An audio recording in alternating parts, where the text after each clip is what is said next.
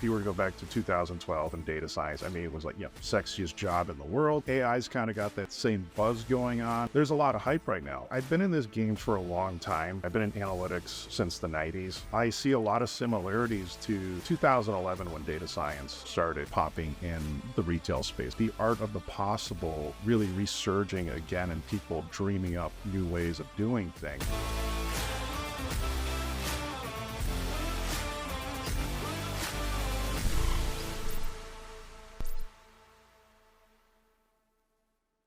Edward, thank you so much for joining us at Data on the Rocks podcast. Do you see any major changes since GPT 3.5 was released in how people think about structuring data analytics functions?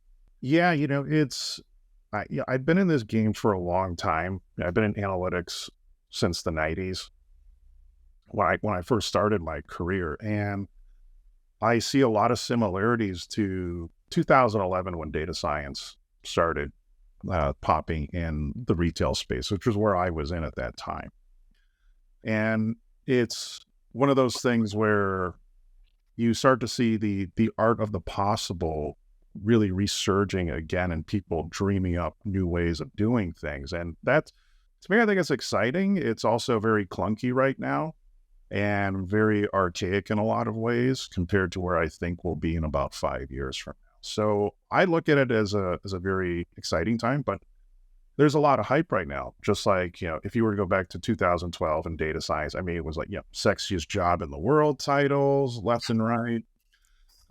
And AI's kind of got that same buzz going on, and we'll see the crash, and then we'll get to that sort of moderated point where it's like, okay, what's the real business impact here?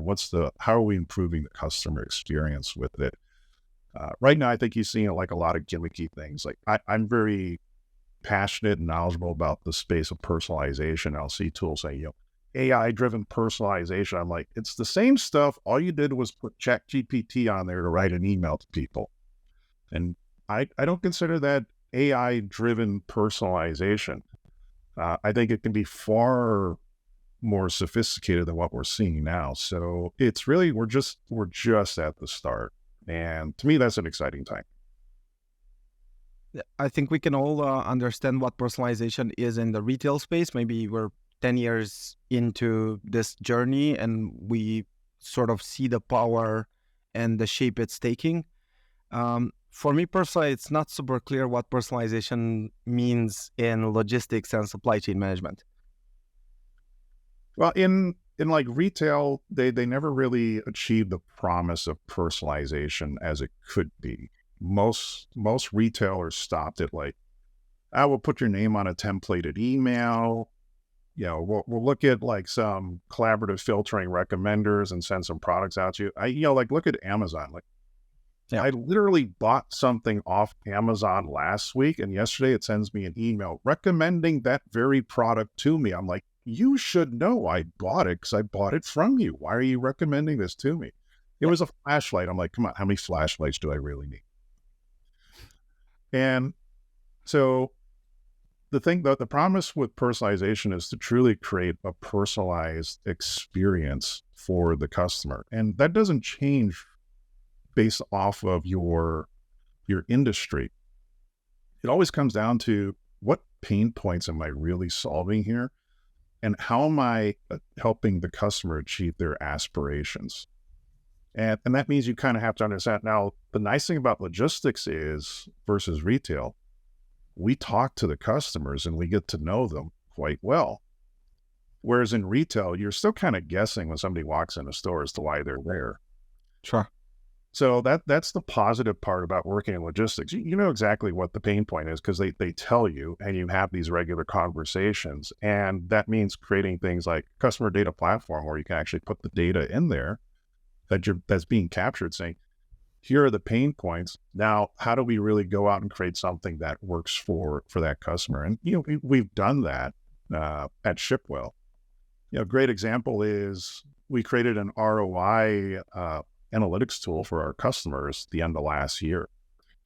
And this was, how do we help the logistics manager demonstrate the value of the tool that they're using, which is Shipwell. show that off to a couple of beta customers. They're like, this is the data I need to go talk to the CFO when we're talking about budgets. This is exactly what I need. So in that regard, I think personalizing in the B2B space tends to be a little bit easier just because of that ability to capture that data that you couldn't really get in the B2C space.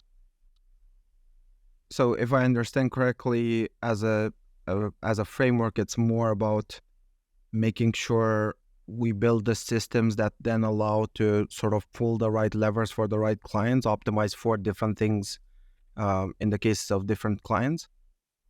Yeah, and the real challenge I think for most teams, and I've seen this over and over again, is they build products based off of their own perspective. And that's really, I think, a tough thing for a lot of people to do. For example, when I went to Target, their personalization platform was built based off of how the developers shop, which was primarily a bunch of single guys in Silicon Valley. Now, Target's audience is over 85% female. And I'm like, so how many women did you guys talk to when you built these tools? None. How did you know that this tool would resonate with our target audience? Well, they didn't.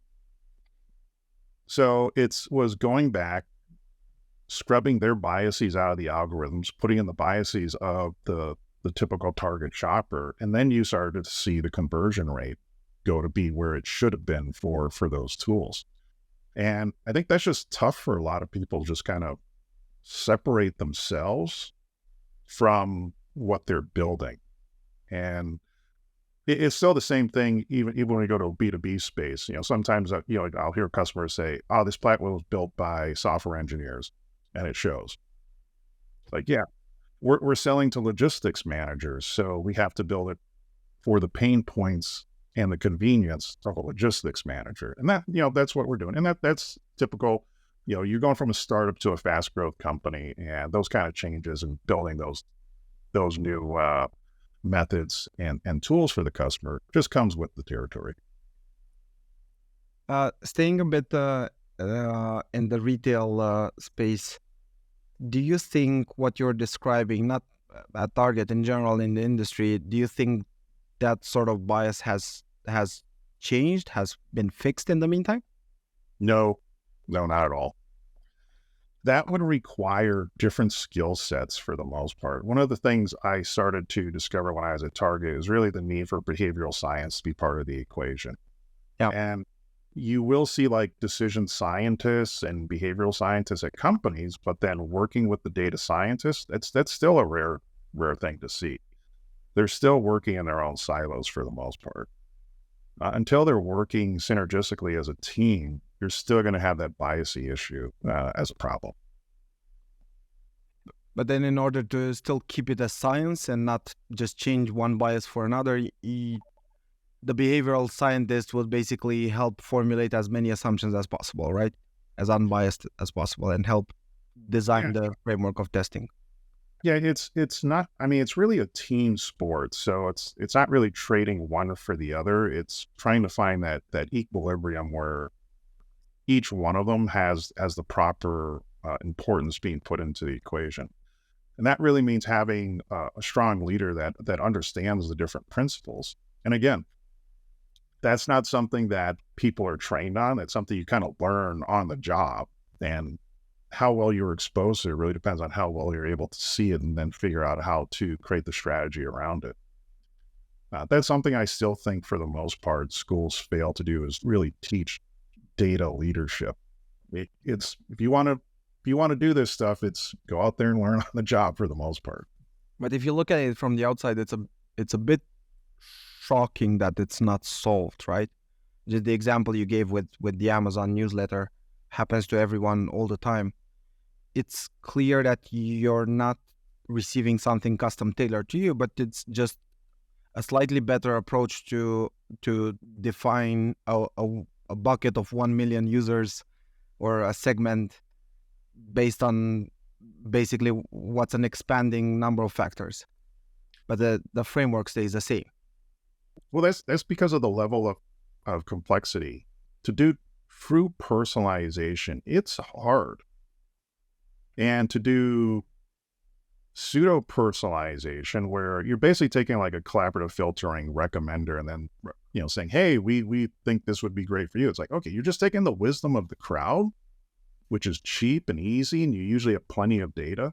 But if I wanted to really personalize something for someone, I didn't know their browsing history, the purchasing history, events in their life, have some type of understanding of what are their trigger patterns. Are they somebody who's like a deal shopper? Do they want the latest and greatest? Are they like an Apple fan? Those kind of things I would need. That takes time and effort. And a lot of companies just don't want to invest in that. But you're talking about a conversion rate that is massively different. So if I just take retail and the conversion rate on crowd-driven recommenders,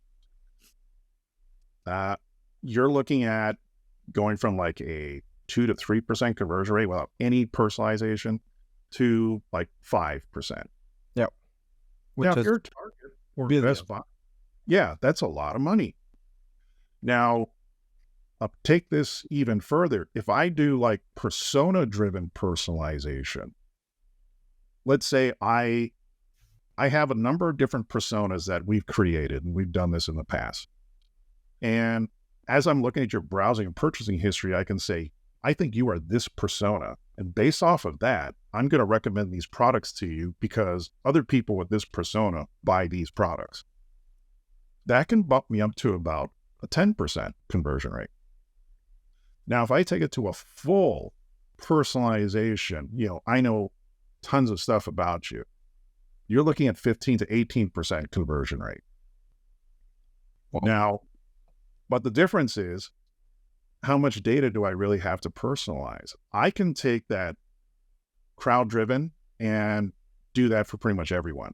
So let's say I've got 100,000 customers. I can do that for 100,000. I get my 5% conversion rate. Persona-driven, I can probably do that for like 20,000 after like 6 visits and get my 10%. That true one-to-one personalization, I can maybe do that for 10,000 after 6 months. Yep. So a lot of companies just make that decision saying, hey, we'll just stick to that low level and do it for everybody because it's just the easier path. Well, what you're describing is basically large websites should think like advertising networks. Yeah, for the most part, they do. And you'll see things like, they'll have their own ad exchanges and, I set these things up myself too. And it's just like, hey, we got these customers. You want to bid on it? And it's the same thing. Like when you look at Amazon and they got those products being recommended to you, like, sure. Yeah, I mean, some of those are, being driven by the merchants. Yeah. Not just like, algorithms. So yeah, there is some of that happening out there. But I still think that, and you still see this today, people are moving away from necessarily just acquiring things, and they really want the experience. So what does personalization really do for you? It's really about an experience. And again, it doesn't matter the industry. The same triggers that work in B2C and retail still work for a B2B logistics company. How am I improving the customer experience? If I create a tool that is easy, pain-free for a logistics manager to use, they're going to want to use it more. If I've got the reports that make them look good, make their life easy, they're going to want to use it more. So it's still the basic foundations are still the same. What makes it difficult for me to see the similarities is the fact that all the tactics will be different, right? So the quantitative approach is much more clear. It's the road that's already been taken for the past 10 years. It's very clear how, at least in theory. Of course, the devil's in the details.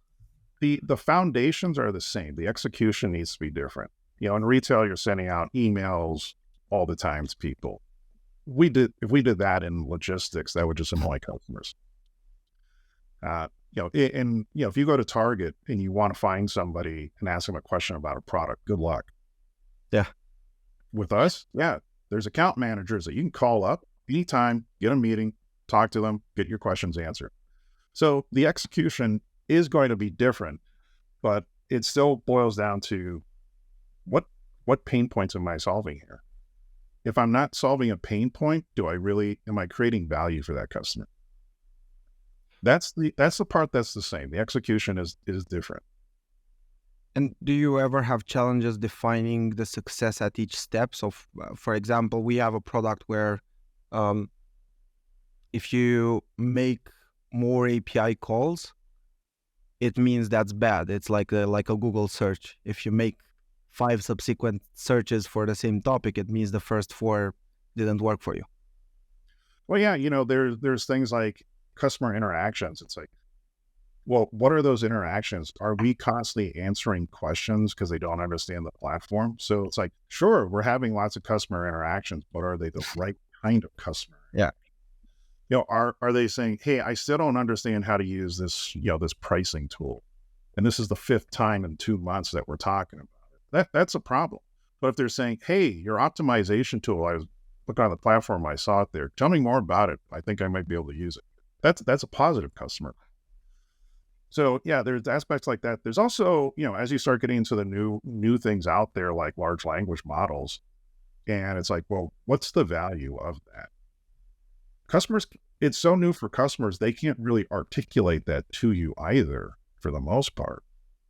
But I just got an email yesterday, customer asking, are you guys using generative AI? We want to know if you guys are staying cutting edge. They're asking, but they can't define like, well, what's the true impact for them yet? And that's something that we're trying to figure that out too. It's like, so how much time do we really invest in these tools? And is what we're trying to do, is that just gimmicky, or is there a real business impact here? These are like current answer. Well, these are ongoing conversations, and some of the stuff, like our initial stuff, I would say, yeah, it was kind of gimmicky. Somebody like would write us, ask for a pricing quote, and we'd use ChatGPT to write the email back instantly to them with the quote. And it's like, hey, it was fun, interesting. Even our CEO was like, he was getting there coding it and saying he was having a blast doing it. So it's great. It was a great learning tool, but then it's like, so how's this really driving big impact here? It's not. How do we really take it to that next level? And those are some of the projects we're working on now, where it's like, yeah, you could use some of these tools for better analytics and change the game of analytics. I've always felt analytics should be kind of gamified, because let's face it, who really likes sitting there looking at spreadsheet after spreadsheet or pie chart after pie chart? We do, but we're the weird ones. Yeah, well, the product managers, the customers, they're just like, if I ask them and I go look at the data, it's like they looked at it, but for like 5 minutes, and then they moved on till the next one was launched. And it's like, how do we make data and analytics a real tool for decision making? I think AI has that ability to do that. We just have to work that out. Do you look at generative AI as a way to bridge the gap between fact and actionable? In other words, for lack of a better word, to improve the UX of how data is used? Yeah, but one of the things that we have to deal with is the whole hallucination effect. And it's like, well, you don't want to use AI and then it just starts making stuff up. And it's like, how do we tap that hallucination down? So doing things like, hey, how about a large language model combined with a graph database? The validity of the graph database might actually reduce the hallucination. Based on some of the research we've seen, yeah, it seems to be effective. So testing that one out right now. Those are the kind of things that we're looking at, but also moving into other areas like, generative agents, and really, how do you have a conversation with your data?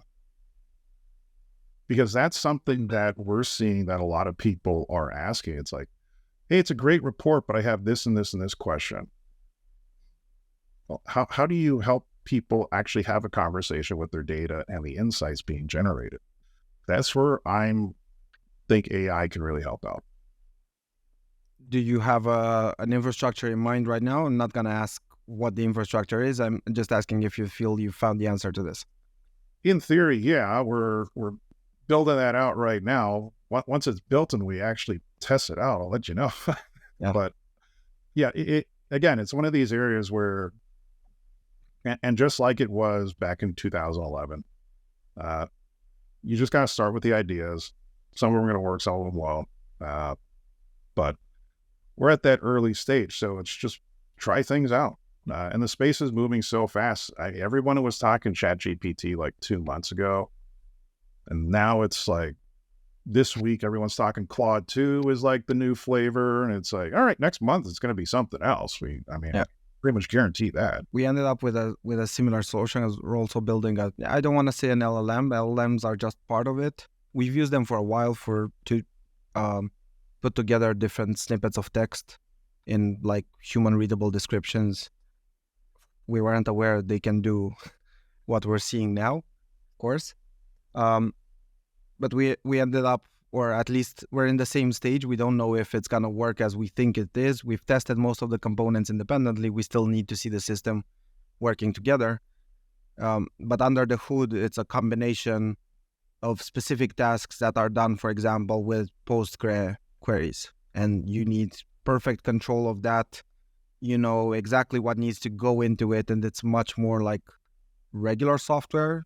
Basically, the equivalent of filtering or pressing a button. And then in some other components, you can add some descriptive content, or vector databases help a lot. And switching the data infrastructure to an actual graph structure helped a lot. That's good to hear. I think also the other benefit is that we have some people in the organization. So there's two sides of Shipwell. There's the software platform, and then there's the brokerage side. And the brokerage side is run like most brokerages out there, and you're dealing with customers and the drivers out there. Your average truck driver in the U.S. is 56 years old. They got a GPS unit, maybe a laptop, and that's kind of it for technology. And so that side of the business, they don't really have to know how to code. And I'm looking at things like large language models and saying, hey, they don't have to learn how to code. They just have to learn how to prompt. And we could like a sprint or two off of development by having them take their subject matter expert, write out what they want, come up with a code framework, and then the developers can start from there. You're talking, if you're at a large company, that's millions of dollars in savings just in productivity right there.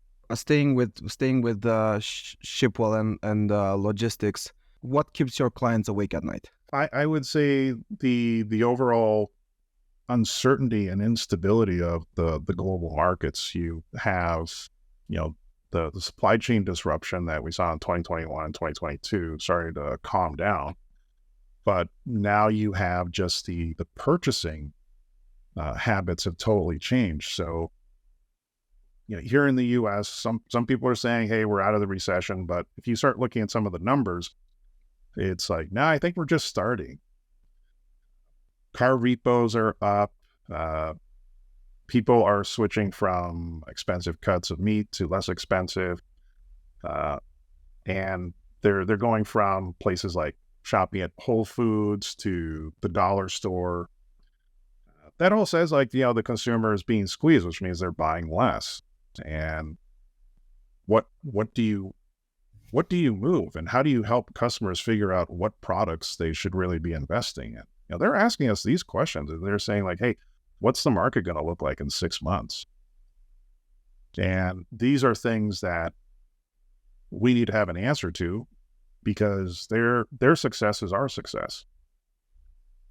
So how can one go about formulating a data strategy that takes into consideration not just the current setup or not one situation or another situation, not just being prepared for a pandemic now that we know these can actually happen, but in general being more resilient, and especially if we're looking at companies that are in between two fast moving pieces, one being the suppliers and the other one being the consumers right now, or in the past 3 years, shifting completely on all axes.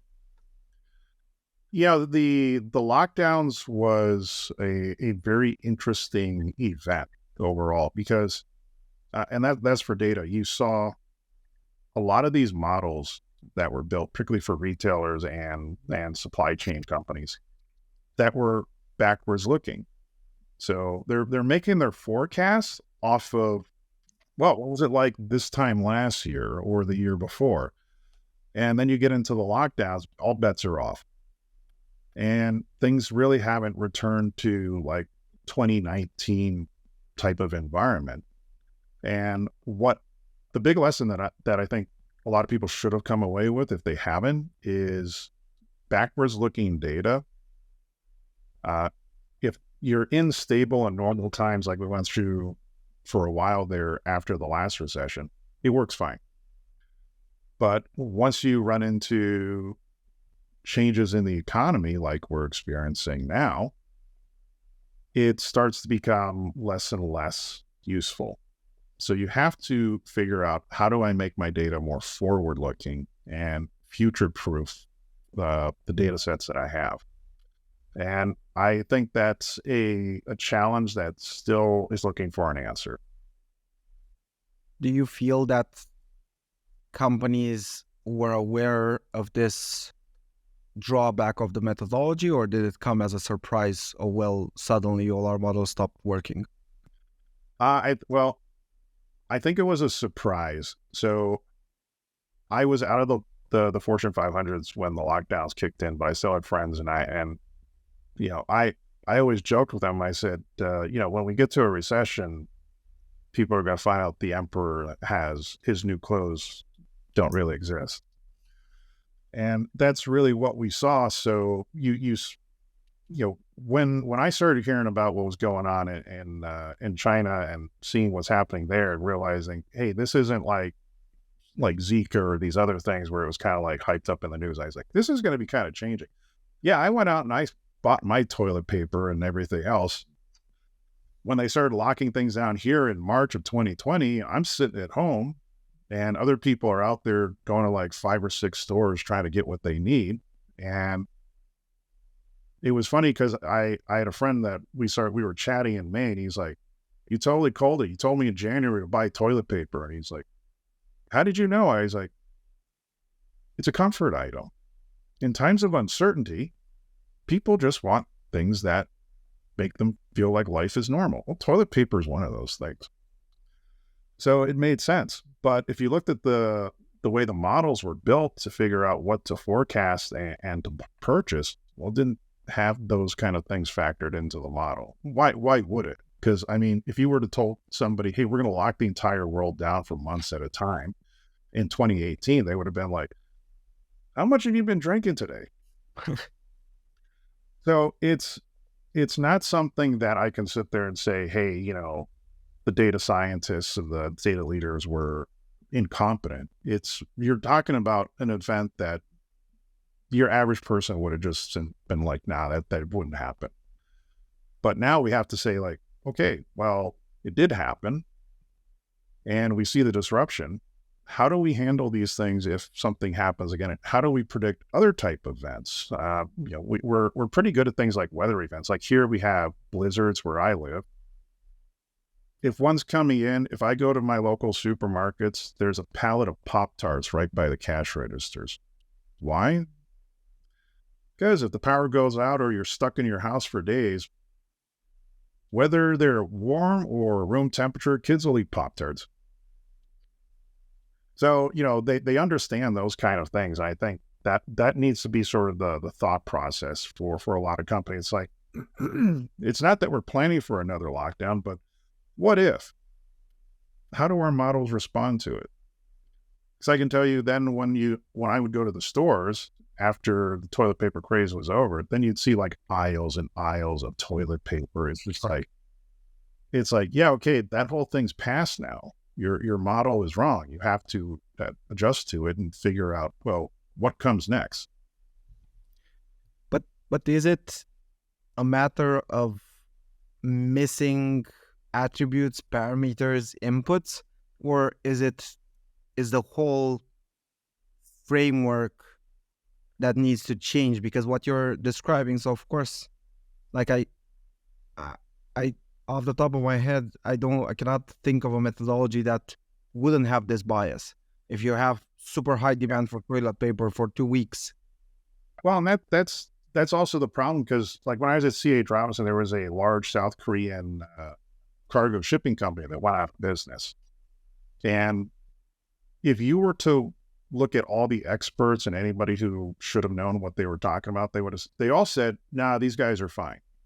But if you went on Twitter, in Korean, there was like half a dozen tweets saying these guys are going to go out of business any day. And so I'm sitting there talking with Microsoft, who happened to have a lot of their products on that carrier's ships, and they were like, "Well, look, these tweets." And I was like, "Okay, everyone in the world who is an expert is telling you these guys are fine, and 6 anonymous tweets in Korean, and I don't speak Korean, are telling you they're going down. And I'd come to you say, move all your stuff off of there because of these 6 tweets." Would you have listened to me? That's the thing. So we can put in all the models we want, but at the end of the day, if the decision maker still looks at it and says, nah, I don't agree with that, it still doesn't matter. So you still have the issue of, well, how do you change the mind of the decision maker? And that isn't always a data issue. Do you feel that the world around us is better prepared or much better prepared than we were 5 years ago in understanding risks and reacting or building systems that enable us to react quicker and change, in some cases, even the entire business model? I think overall, more people are aware of those possibilities, and they, at least in the back of their mind, they're thinking about and saying like, well, what if? Are those systems embedded into our analytics stack? Not so much. And I still think that the need is there. It's just that the tools haven't been built yet. And that's because it is difficult. And how do you really, I mean, you kind of have to wait for something to happen to really see like, well, does it work if you're really doing predictive? And that's where I do think that my first job I was a market analyst in my first job, and we had to forecast market conditions, and then we were scored on our forecast. And the funny thing is, I've never seen that anywhere else. Makes a lot of sense. Yeah, and if you fell below 70%, you couldn't be an analyst anymore because they just didn't think you were good enough. So that, I think having something like that is important, but again, it's every company I've seen, nobody does that. But it really would be a good idea to start doing that, where it's like, hey, we're not just going to be looking backwards. We have to look forward and actually take the risk. And I think a lot of people don't like that because it's kind of uncomfortable, where you're saying, hey, I think the market's going to go this way. I work with our pricing manager here at Shipwell, and we're always like, hey, what do you think the Fed's going to do for interest rates?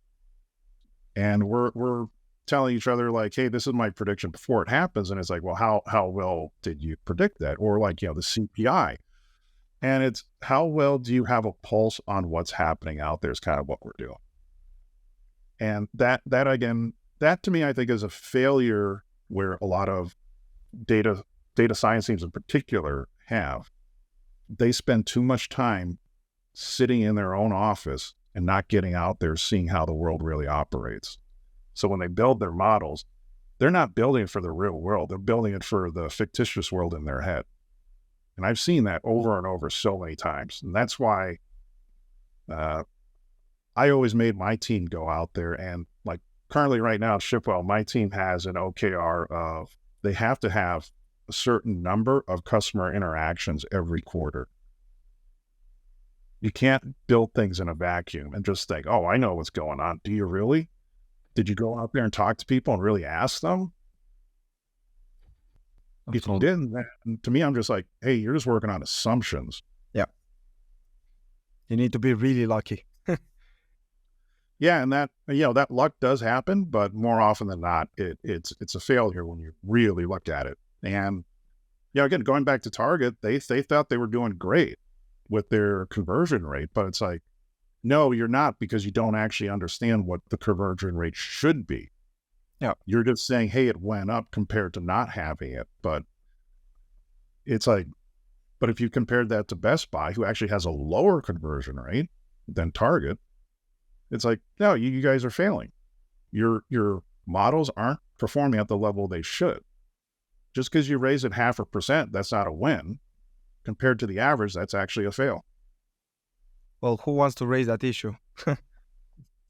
Well, yeah. Well, there again, it comes down to a lot of data scientists, particularly in the larger companies. They come from a very technical background and they don't have a business mindset. So they don't look at like, hey, what is the average conversion rate for this type of algorithm? And what is the, how much data can I push in here? And what's the time frame in which I should experience drift in the model? And then I got to go back and retrain it. And, why is that important? Well, because if you're starting to recommend the wrong things to people, that becomes an issue, because then it'll affect the conversion rate. But a lot of them, they just look at it from that technical standpoint, and they love showing people that they're smart. But at the end of the day, I can tell you the VPs I reported up to back then, they didn't care. Like, oh, are you using collaborative filtering or matrix factorization? Nobody asked. Of course. They're like, what's the conversion rate? And, I'd have somebody sitting there going, well, we're using Scala for this one and Python for this. And, they're just sitting there going, I don't care. Where's the money? And I'm sitting there saying, this is the average conversion rate. Here's where we're at. This is how long we could expect this one to perform this way until we have to retrain it because of the drift. Now they're all of a sudden, it's like, oh, okay, I can expect this amount of revenue for this amount of time before you got to go back and rework this thing. Okay, I get that. Awesome. Thank you so much, Edward. I enjoyed this a lot. I'm very curious about that world, and this was really insightful. Thank you so much. Yeah, no problem. Thank you.